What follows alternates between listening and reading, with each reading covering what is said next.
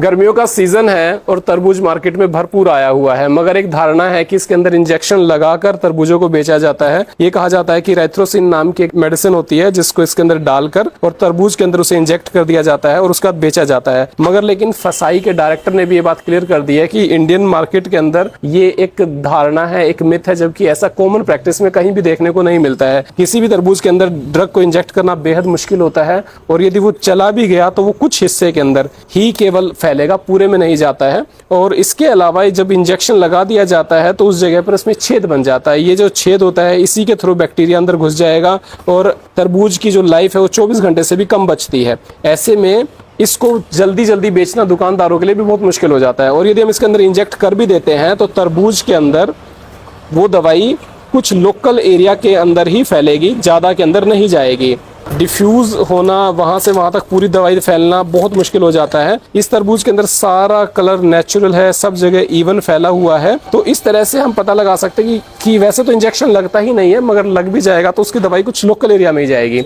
इसके अलावा बेसिकली क्या है कि तरबूज जो है वो हेल्थ के लिए बहुत अच्छा है और गर्मियों का सीजन है तो इसे खा सकते हैं। तो एक तरबूज को पूरी तरह से रेड करने के लिए उसमें मल्टीपल इंजेक्शन, कई जगह कई 100 इंजेक्शन लगाने पड़ेंगे, जो कि प्रैक्टिकली पॉसिबल ही नहीं है। टिश्यू पेपर लेके या कॉटन लेके यदि आप तरबूज को रगड़ेंगे तो उसके अंदर उसका कलर छूटेगा। नेचुरल कलर हर चीज का अपना होता है। कोई भी फ्रूट है, जामुन है, आपने देखा कितना तगड़ा पर्पल कलर होता है। इवन जो चकुंदर होता है उसके अंदर भी एक नेचुरल अपना कलर होता है। तो फ्रूट्स के अपने नेचुरल कलर होते हैं, इसीलिए आप उससे डरेंगे नहीं। आप गर्मियों का सीजन है, तरबूज खा सकते हैं। तरबूज के अंदर इंजेक्ट किया हुआ कलर वैसी ही धारणा है जैसे कि पत्ता गोभी के अंदर कीड़े का होना या बैंगन के पत्तों पे कीड़े का होना।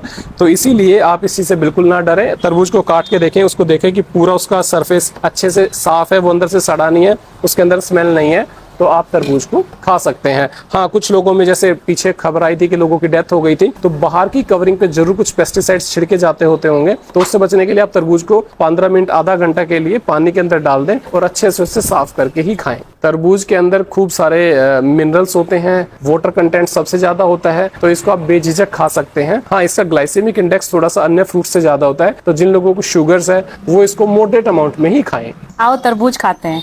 ओके, तरबूज फेवरेट फ्रूट। मैं डॉक्टर अश्विनी कुमार, न्यूरोसर्जन, करनाल।